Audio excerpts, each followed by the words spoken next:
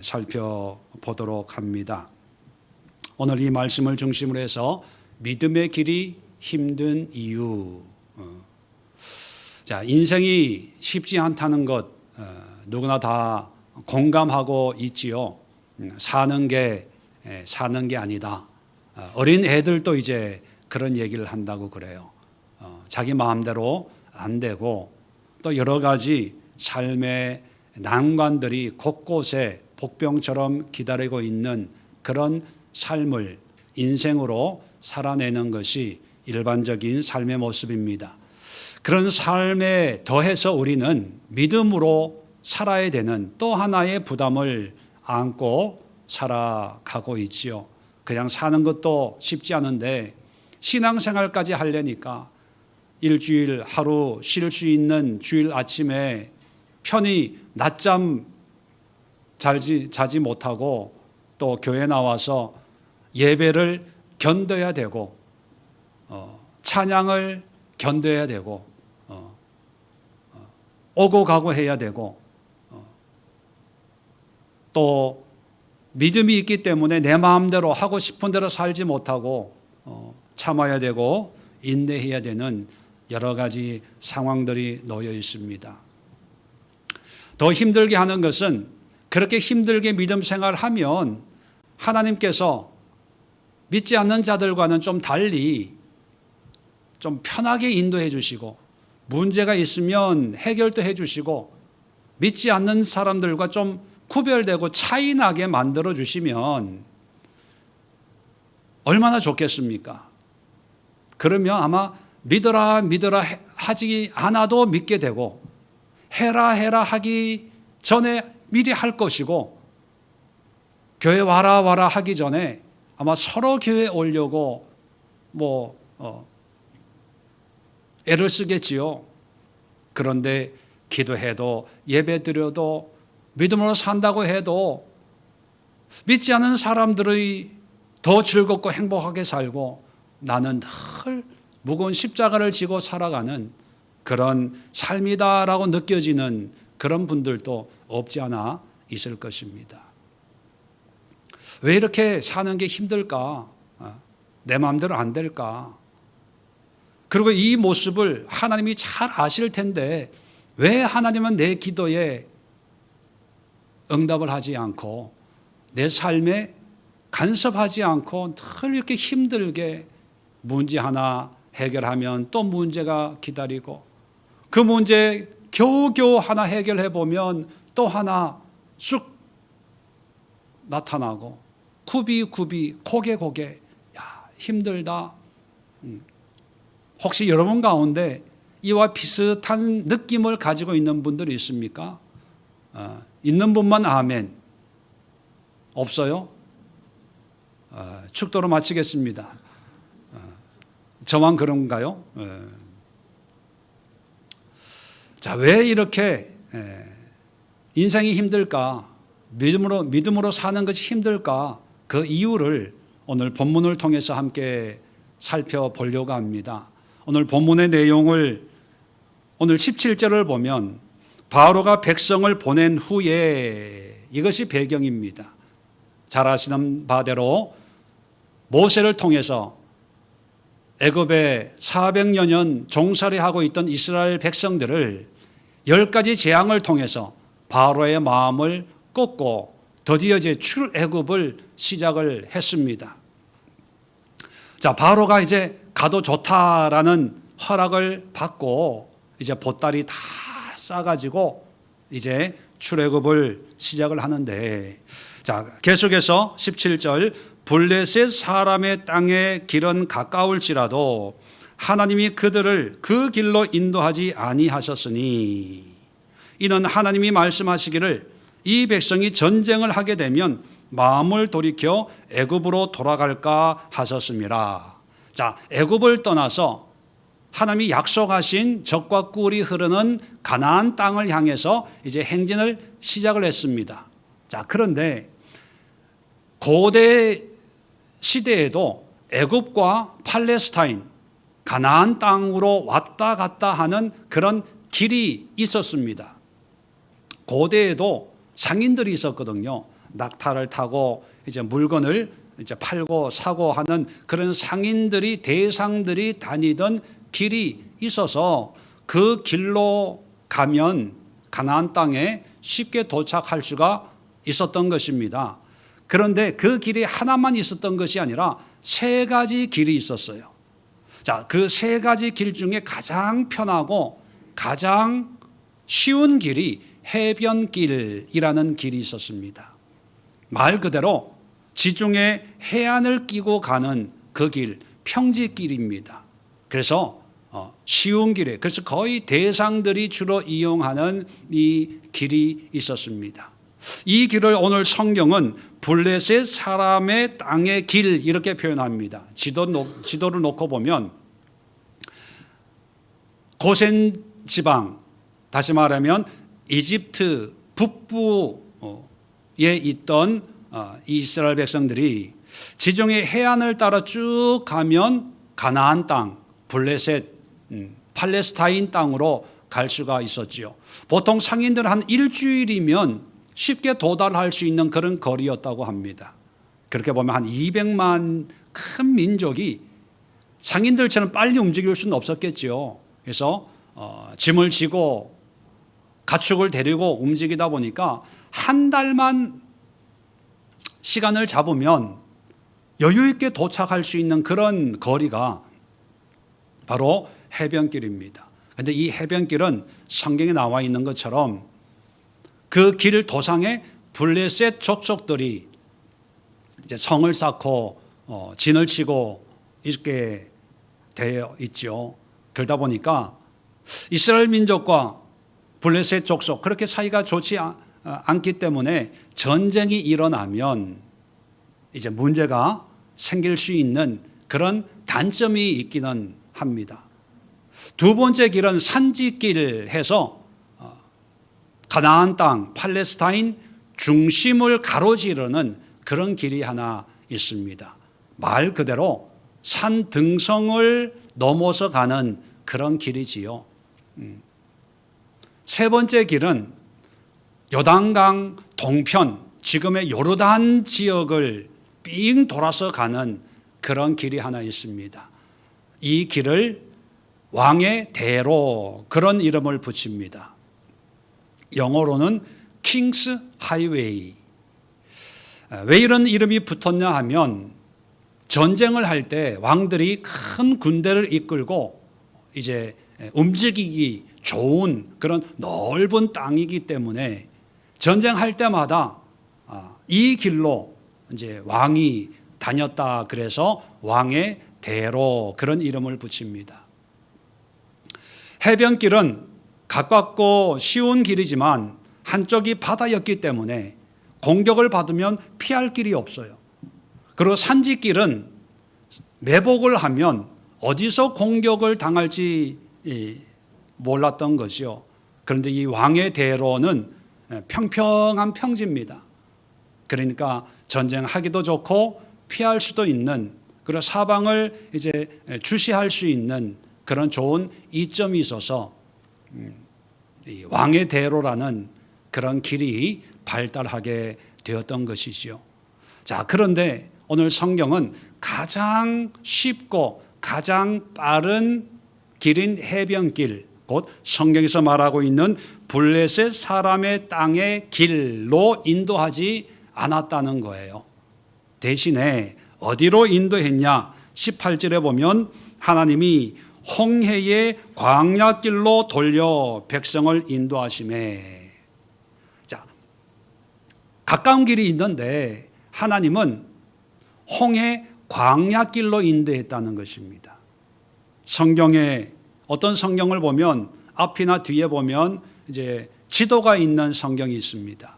그 성경을 보면 출애굽 여정을 보면 애굽의 북동쪽이 팔레스타인 지역이거든요. 근데 하나님이 인도하시는 홍해 광야길은 남쪽이에요. 시나이 반도, 시내산까지 정반대 방향으로 하나님이 인도하셨다는 것입니다. 그것은 먼 길이고 또 광야라는 거지요. 아니 쉬운 길이 있는데 왜 돌고 돌고 돌아가는 그런 광야길로 인도하셨을까? 물론 17절 끝에 보면 가까운 길은 전쟁이 있다 이렇게 기록이 되어 있습니다. 그런데 여러분, 만약에 예를 들어서 이스라엘 백성들이 가까운 길로 가다가 블레셋 땅을 지나갈 때 블레셋과 전쟁이 일어났어요. 자, 일어났다면 한 번도 전쟁을 해본 적이 없는 이스라엘 백성들과 성을 쌓고 전쟁에 익숙한 블레셋 사람과 전쟁을 할 때 하나님이 가만히 계셨을까요? 아니면 전쟁에서 하나님이 개입하셔서 뭐 기적과 이적적인 그런 방법으로 개입하셔서 결국은 이기고 가나안 땅에 도달할 수 있도록 인도하셨을까요? 가만히 계셨을까요? 아니면 개입하셨을까요? 개입하셨겠죠.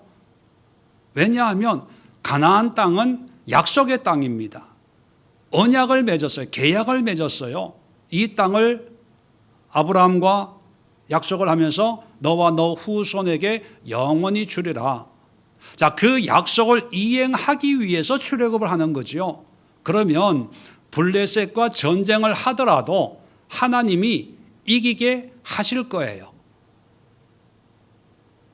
전쟁 경험이 없는 이스라엘 백성들 객관적인 전력에서는 이 상대가 안 되지요. 그럼에도 불구하고 하나님의 언약을 지키기 위해서 하나님이 개입하셔서 이기게 하시고 결국은 가나안 땅을 차지하게 하실 거예요.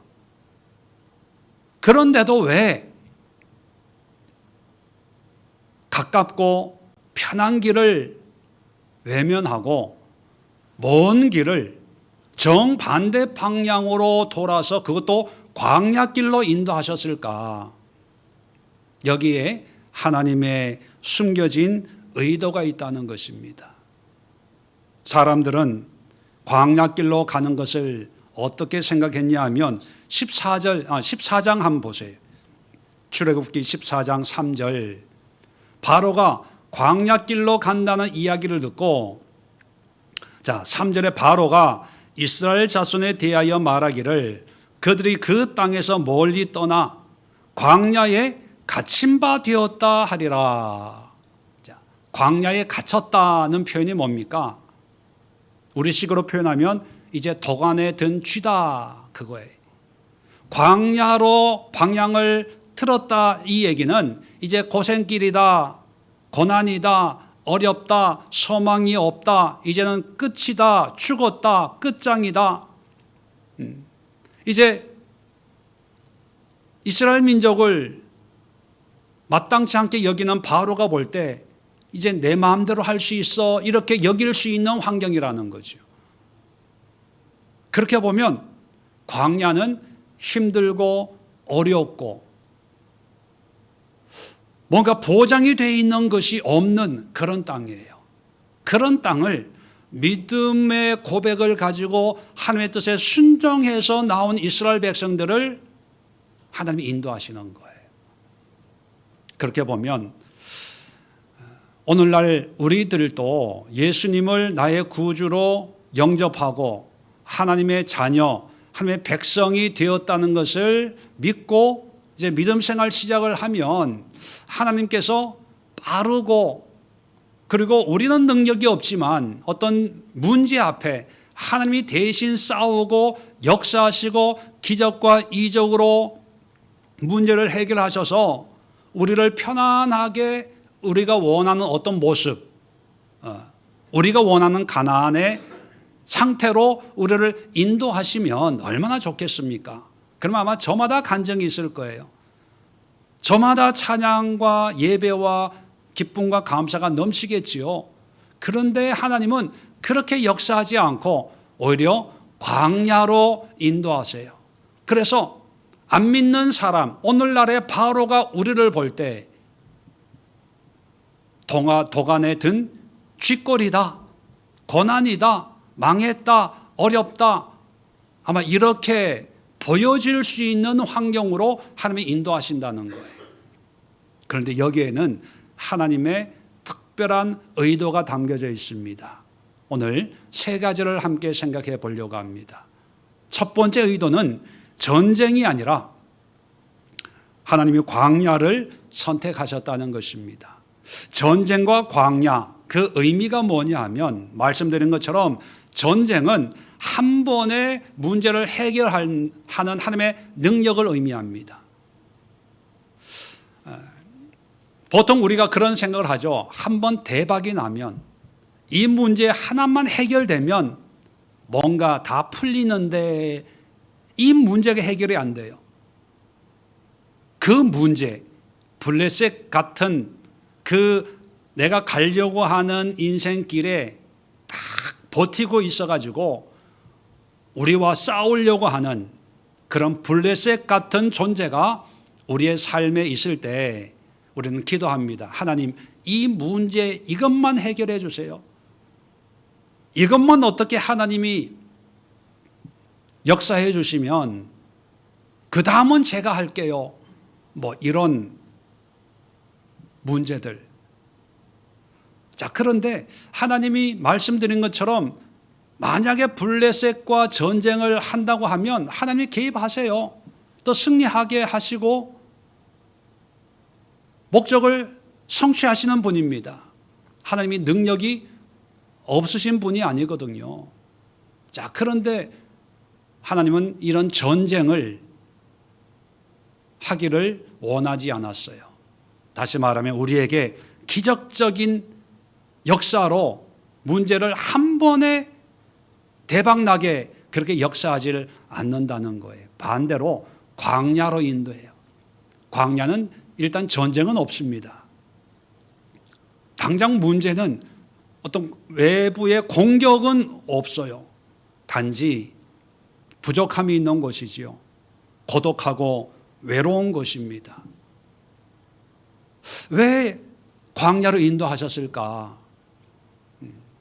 그것은 광야는 우리를 훈련하고 연단해서 블레셋과의 전쟁을 하면 전쟁의 경험이 없는 이스라엘 백성들보다 하나님이 전쟁에 개입을 해가지고 승리하게 해야 되는 상황이지만 광야는 어떤 상황이냐 하면 우리로 하여금 훈련과 연단과 교육을 통해서 우리 한 사람 한 사람이 전쟁에 승리할 수 있는 영적인 근육을, 영적인 능력을 배양할 수 있는 것이 광야거든요.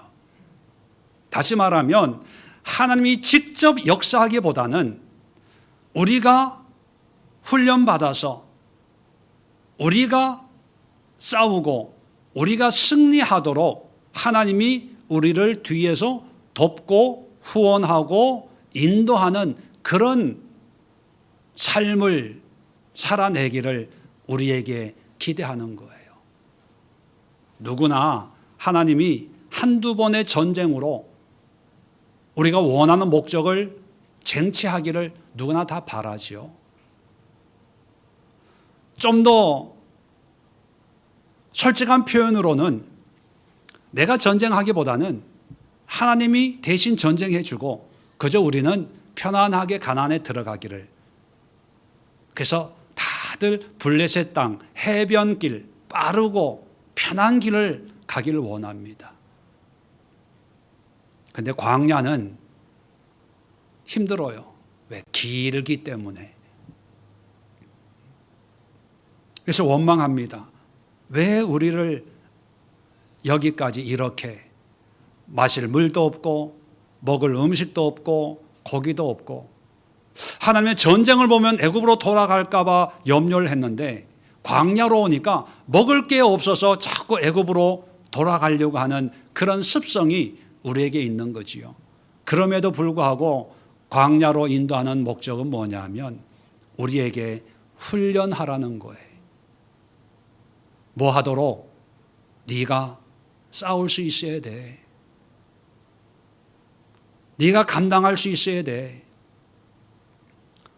네가 현실과 부딪혀서 견뎌낼 수 있는 영적인 맷집을 이 광야에서 키워야 돼. 그것이 광야로 인도하시는 하나님의 의도입니다.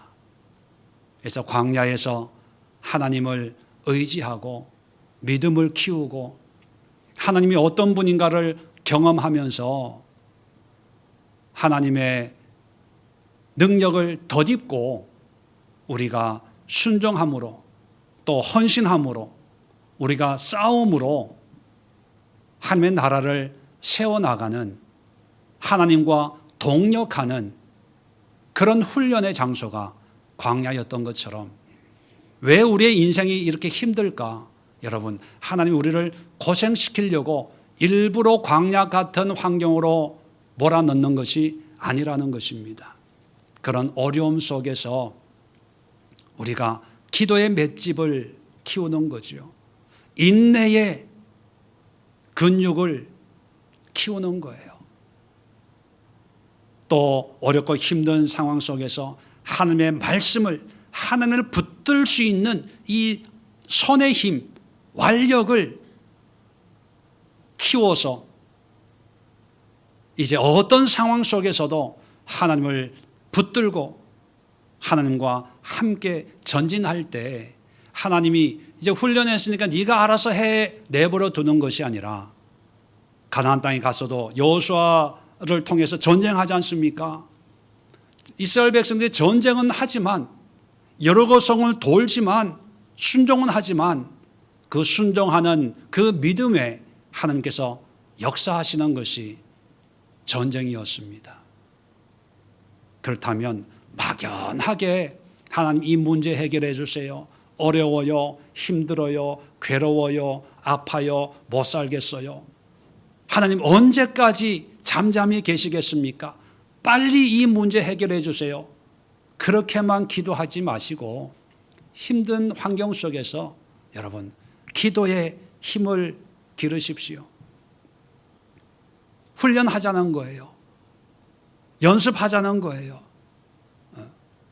연단 받자는 거예요.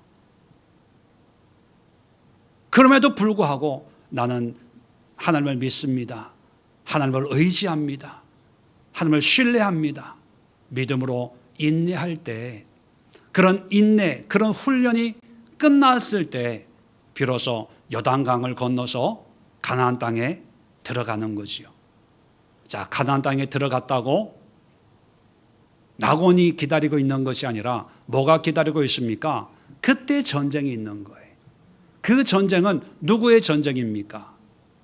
물론 하나님의 전쟁이지만 하나님이 감독자이시고 그 감독의 지휘 아래 우리가 주연이 되는 거예요. 주연 배우가 되는 거죠. 우리가 싸우는 거예요. 우리가 순종해서 행할 때 비로소 하나님의 영광이 드러난다는 사실을 여러분 마음에 새겨 두시기를 부탁을 합니다. 두 번째 하나님의 의도는 가나안 땅이 목적이 아니라 하나님 자신이 목적이라는 사실을 우리는 잊어서는 안 됩니다. 가나안 땅이 목적이라면 빨리 가야 되겠죠. 전쟁이 있더라도 하나님이 전쟁하시고 빨리 가는 게 급선무였을 것입니다. 그런데 하나님은 정반대 방향으로 광야로 이스라엘 백성들을 데리고 가셨습니다. 그것은 뭐냐면 가나안 땅이 그렇게 급한 곳이 아니라는 것이요. 그러면 왜 가나안 땅으로 데리고 갈까요? 또 가나안 땅을 왜 언약을 맺었을까요?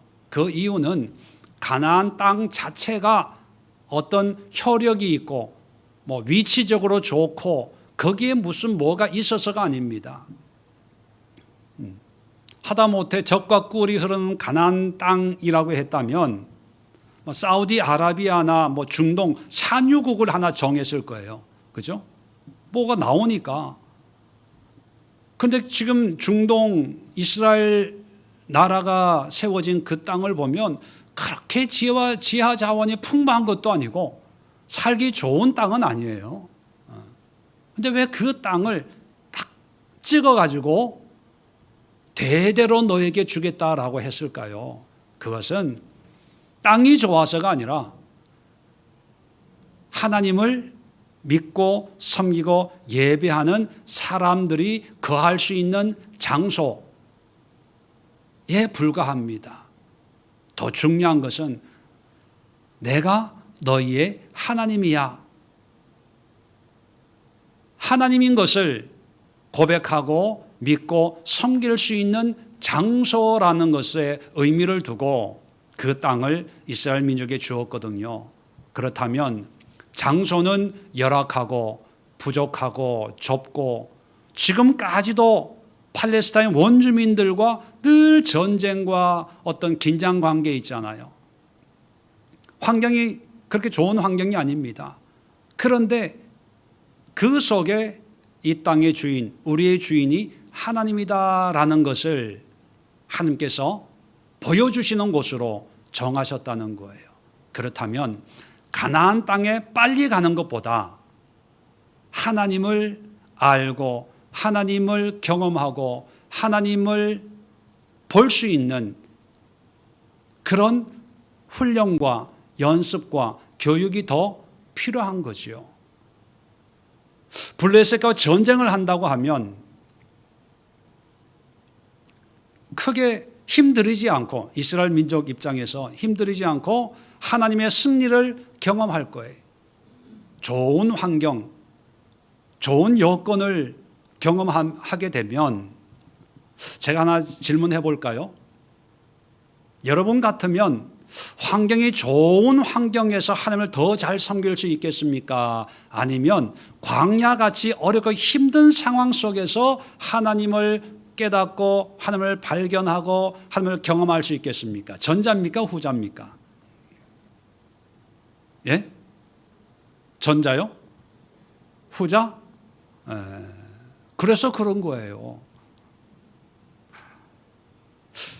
우리 마음은, 생각은 환경이 좋으면 더 열심히 섬기고 더 헌신하고, 그죠?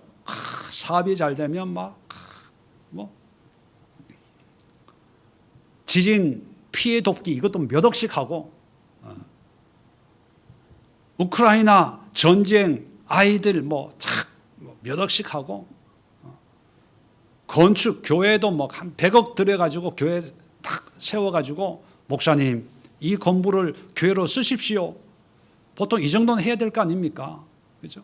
그러면 은혜 충만해가지고 이 모든 게 하나님의 은혜입니다. 감사합니다. 그런데 현실적으로는 우리가 다 경험도 해봤고 아는 바대로 환경이 좋다고 믿음 생활을 더 열심히 하는 것은 아닙니다. 오히려 어렵고 힘들고 고난과 아픔과 연단 속에 있을 때 하나님을 찾고 의지하게 되지요. 이런 사실을 우리 자신도 알고 있는데 하나님은 왜 모르겠습니까? 그래서 빨리 쉽게 가나안으로 인도하지 않고 광야로 인도하는 거예요. 광야로 인도해서 먹을 게 없는 거 알아요. 마실 물이 없다는 거 알아요.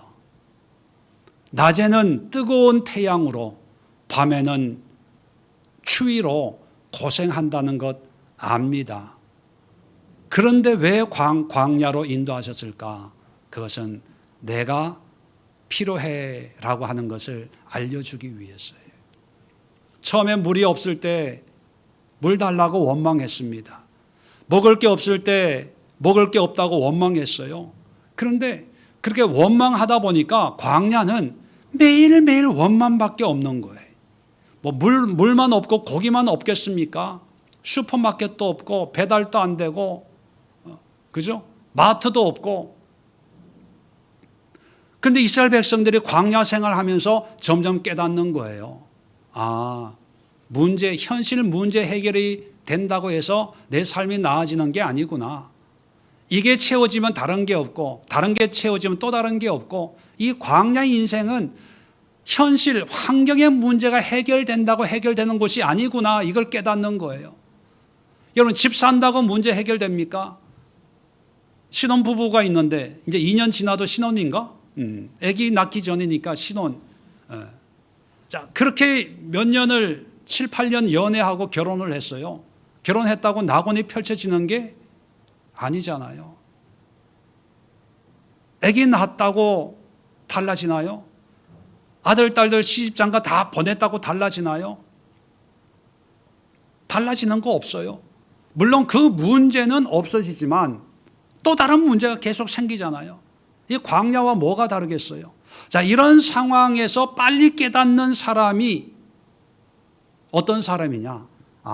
문제와 싸우지 말고 씨름하지 말고 하나님과 씨름해야 되겠다. 하나님이 있어야 진정한 만족이 있구나. 이걸 깨닫는 것이 광야거든요.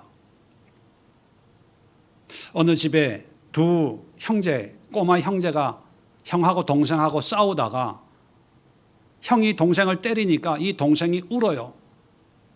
엉엉 우는데, 자, 이 형한테 맞아서 우는 이 동생의 눈물은 자기를 때린 형을 감동시키기 위한 눈물일까요? 아니면 안방에서 지금 드라마 열심히 보고 있는 엄마 들으라는 눈물일까요? 예, 엄마 들으라는 울음이에요.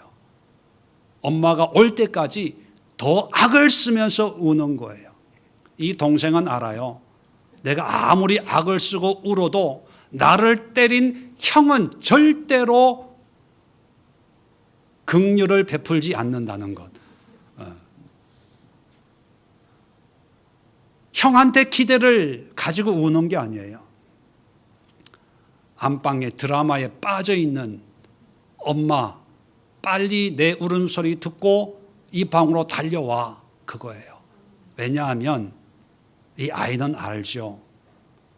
형에게는 긍휼히 여기는 마음이 없지만 엄마만 오면 이 문제는 해결된다. 왜냐하면 엄마는 항상 우는 아이의 편이었기 때문에. 그렇죠? 그래서 엄마가 오면 갑자기 닭똥 같은 눈물이 쫙 흐르는 거예요. 네. 엄마에게 긍휼함이 있다는 걸 알기 때문에. 그리고 더 서럽게 울어요.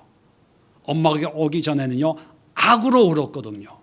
근데 엄마가 오는 순간, 엄마의 눈을 보는 순간, 그 다음에 서럽게 울어요. 엄마가 형을 혼내줄 걸 알기 때문이죠. 자, 이건 누가 가르친 것도 아니에요. 학교에서 이런 거 가르치나요? 집에서 가르칩니까?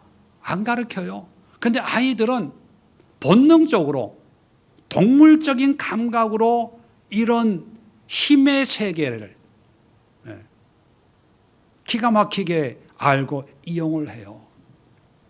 그런데 우리 영적인 세계에서는 이게 안 돼요. 세상에 문제가 생기면 그 문제와 싸우려고 아둥바둥 해요. 그 문제들은 우리에게 은혜를 베풀 마음이 전혀 없어요.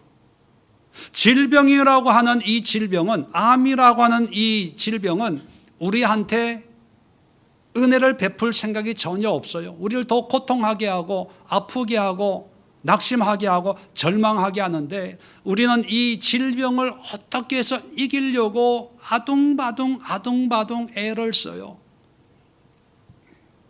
그러다가 자기 할 거 다 하고 이제 더 이상 할 수 없다고 여겨질 때, 그때 이제 울어요.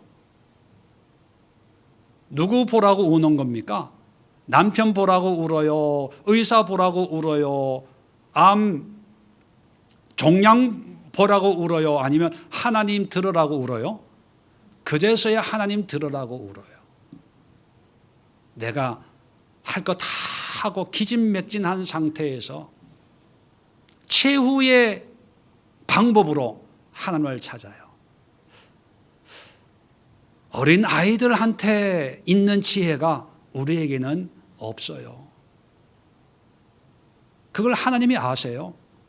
그래서 우리를 광야로 인도하는 거예요. 거기서 네가 해볼 거 한번 해봐라. 그게 궁극적인 네 인생의 문제 해결이냐? 죽은 나사로가 다시 살아났어요. 죽었다가 살아났어요. 대단한 거죠. 여러분, 그렇다고 나사로의 인생이 다 해결됐을까요? 아니에요. 살아났기 때문에 그 다음에 결혼하기 위해서 기도했을 거예요. 자식 때문에 또 기도했는지도 모르겠습니다. 그런데 우리에게 필요한 것은 먹을 물이 아니라, 먹을 고기가 아니라 바로 하나님이야. 이걸 깨달을 수 있는 것이 광야예요. 자, 그래서 지난주 우리 출애굽기 33장 모세의 기도에 관해서 잠깐 살펴봤지 않습니까? 금송아지 문제 때문에 하나님의 진노 가운데 있는 죄의 문제였어요. 그런데 이게 기도해서 하나님의 용서를 받았어요. 그런데 여기에 머물지 않고 계속해서 기도하면서 결국은 어떤 기도를 드립니까? 하나님의 영광을 보여주세요. 하나님을 보기를 원합니다. 하나님을 경험하기를 원합니다. 그랬을 때 하나님이 얼굴을, 아니 등을 살짝 보여주는 그런 은혜를 베풀었다. 그것이 33장의 내용이었지요. 여러분, 금송아지 문제예요. 근데 이 문제지만 이 문제 속에서도 하나님을 만날 수 있는, 하나님의 영광을 볼 수 있는 그런 마음이 우리에게 있어야 된다는 것입니다. 모세만이 아니라 다윗도 시편 17장을 보면 15장 15절까지 있는데 1절부터 14절까지는 다 고난과 환난의 이야기예요. 환경의 어려움 때문에 괴로워하는 그런 고백을 하다가 마지막 15절에 어떻게 마치고 있냐 하면, 나는 의로운 중에 주의 얼굴을 배우리니 깰 때에 주의 형상으로 만족하리이다.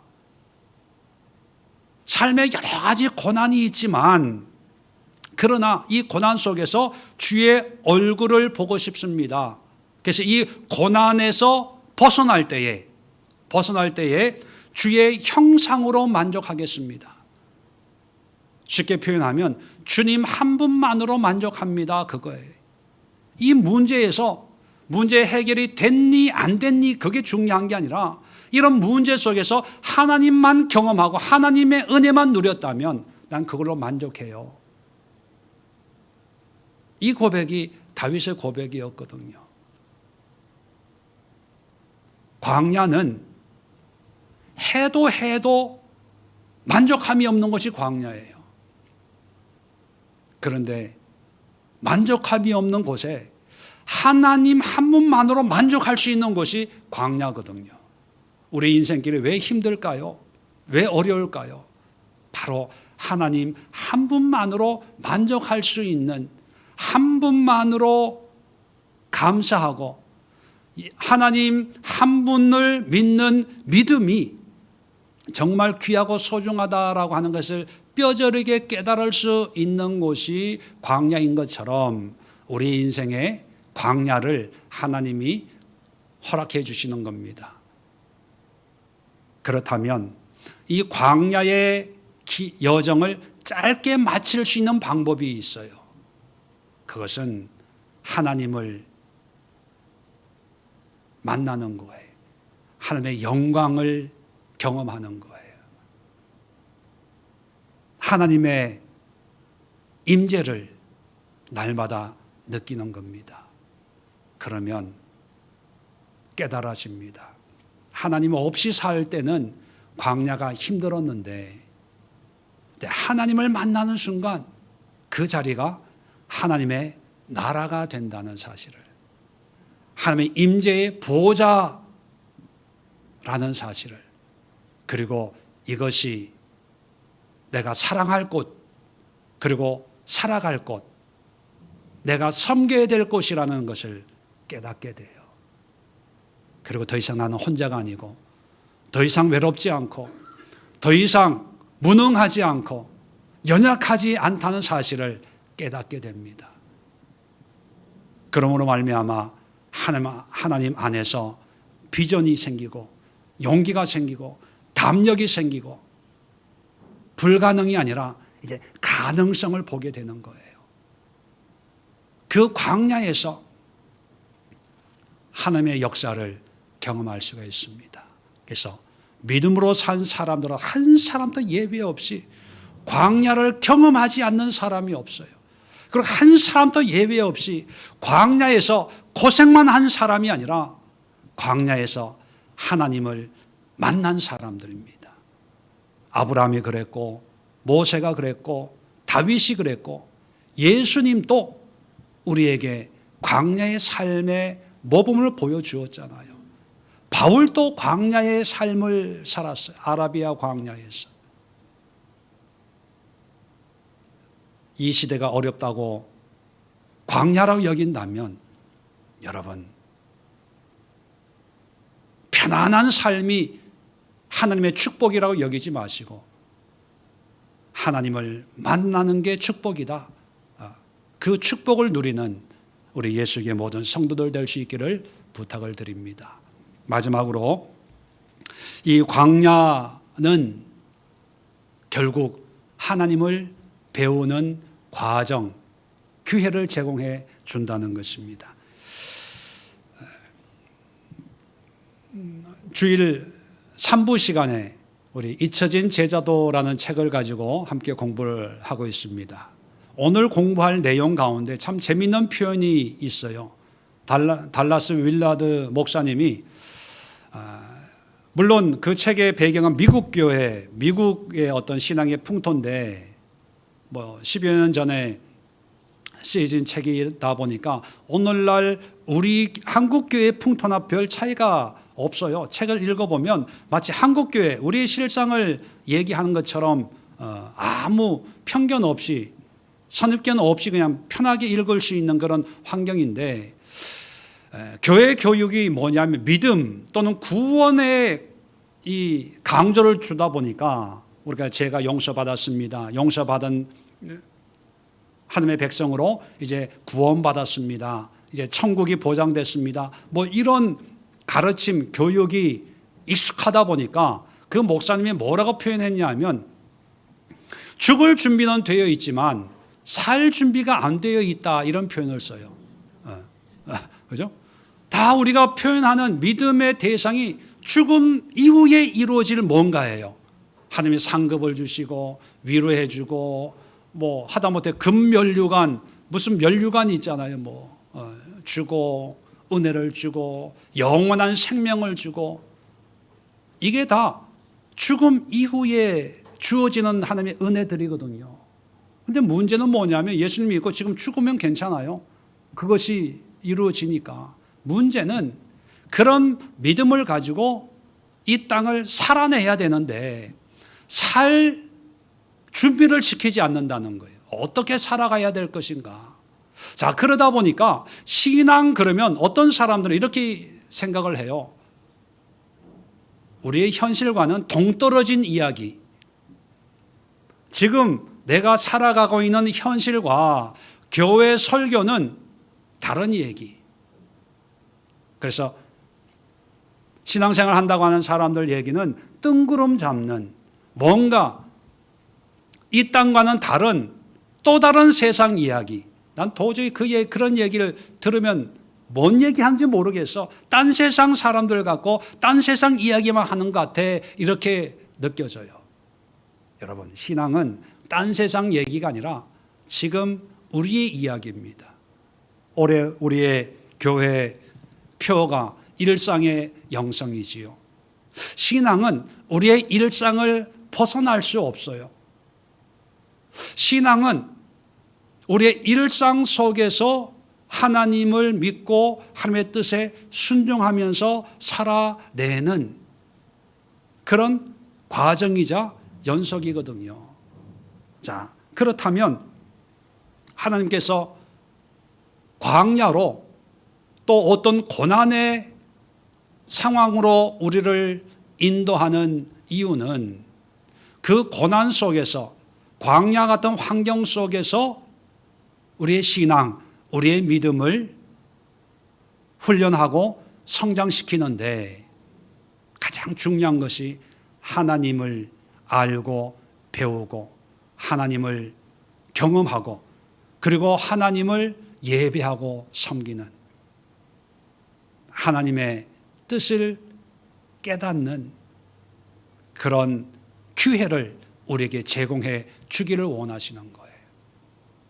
그래서 하나님께서 짧은 길로 가나안으로 인도하지 않고 먼 길이지만 광야의 길로 인도하신 이유는 말씀을 주고 율법을 주고 또 하나님께서 이런저런 상황 속에서 역사하시는 하나님의 그 역사를 통해서 하나님이 어떤 분이라는 것을 이 백성들로 하여금 알게 하기 위해서 보여주고 또 학습시키기 위해서 광야로 인도하시는 거지요. 그 과정을 처음에는 40년이 아니었어요. 불과 성막을 짓고 한 1년 정도 있다가 그 다음에 가데스 바네아라고 하는 곳으로 옮겨서 거기서 정탐꾼을 보내서 이제 며칠 후에 이제 가나안에 들어갈 계획을 가지고 있었는데 이스라엘 백성들의 불순종 때문에 40년이 걸리는 거예요. 이걸 보면 우리가 살아가는 광야가 끝이 안 보이는 것처럼 느껴질 수가 있어요. 이런 상황에서 내가 얼마나 인내하고 참아야 될까? 1년이면 2년이면 5년이면 10년이면 끝날 줄 알았는데 끝나지 않거든요. 그러면 포기하지요. 내 팔자가 이건가 보다, 내 운명인가 보다, 이제 소망이 끊어질 수가 있습니다. 여러분, 미혹되지 마십시오. 광야에 끝이 있어요. 광야에 하나님이 정해진 시간이 있습니다. 그 시간은 어떻게 측정이 되냐? 내가 하나님 앞에 준비되면 하나님의 훈련과 연단을 통해서 준비가 되면 이제 광야가 끝이 나는 거예요. 그 다음에 하나님의 나라를 위해서 쓰임받는 일꾼의 삶이 우리를 기다리고 있습니다. 여러분, 포기하지 마십시오. 낙심하지 마세요. 이 기간이 끝이 안 보인다고 절망하지 마십시오. 끝이 안 보일 수 있어요. 그러나 준비만 되면 하나님의 어떤 믿음의 분량까지, 그 분량이 어떤 수준인지는 모르지만 우리가 훈련하고 배우고 연습하면 그 광야가 끝이 나고 우리가 훈련한 그 하나님의 은혜를 사용할 수 있는, 활용할 수 있는 그런 기회가 있습니다. 우리가 잘 아는 시편 119편 71편의 고백이 있지 않습니까? 고난당한 것이 내게 유익이라 이로 말미암아 내가 주의 율례들을 배우게 되었나이다. 고난이 유익이라고 고백하는 거예요. 왜요? 그걸 통과했으니까. 새로운 하나님의 역사를 경험하고 있으니까 그것이 얼마나 귀중했다는 것을 알게 되는 거죠. 바울도 고린도후서 1장 8절로 9절에 정말 우리에게 힘이 되는 그런 고백을 합니다. 형제들아, 우리가 아시아에서 환난 당한 것을 너희가 모르기를 원하지 아니하노니 힘에 겹도록 심한 고난을 당하여 살 소망까지 끊어지고 우리는 우리 자신이 사형 선고를 받은 줄을 알았으니 얼마나 힘들었으면 사형 선고가 내렸다, 이젠 죽었다라고 이렇게 고백할 정도로 힘들었다는 거예요. 그러나 이제 깨닫는 거죠. 이는 우리로 자기를 의지하지 말고 오직 죽은 자를 다시 살리시는 하나님만 의지하게 하심이라. 자, 그 고난을 겪어보니까 그 사형 선고처럼 끔찍한 그 환경을 하나님이 허락하신 것은 우리 자신을, 자기 자신을 의지하지 말고 죽은 자를 살리시는 하나님만 의지하라고 하는 하나님의 의도였다는 것을 이제 깨닫게 된 거예요. 그걸 깨닫고는 이제 힘들고 어려운 거가 이제 문제가 아닌 거죠. 하나님 앞에 쓰임 받는 거예요. 복음을 전하는 능력의 종으로 세상을 복음으로 뒤집는 하나님의 일꾼으로 쓰임 받게 되었던 것입니다. 사망 선고 받을 정도의 그런 환경이 있을 때 무슨 소망이 있겠어요? 살 소망이 끊어졌다, 이런 고백을 하고 있어요. 끝이 안 보이는 거예요. 절망밖에 없는 거예요. 그런데 그 속에서 내가 뭔가 어떤 일을 하려고 애쓰고 노력하기보다는 하나님과 씨름을 하면서 하나님의 뜻에 순종하고 내 삶을 드리고 겸손하고 성령의 인도하심 가운데 내 이성으로는 이해가 안 되지만 하나님이 나에게 이것을 원한다면 헌신하고 순종하는 그런 과정을 겪었더니만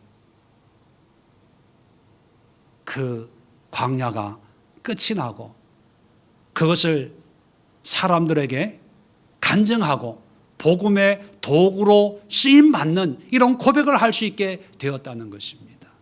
여러분, 그래서 광야는 하나님을 만나는 기회입니다. 어렵다, 힘들다, 이런 느낌이 불가능해, 망했어, 끝났어, 그런 사인이 아니라 내가 힘든 거예요.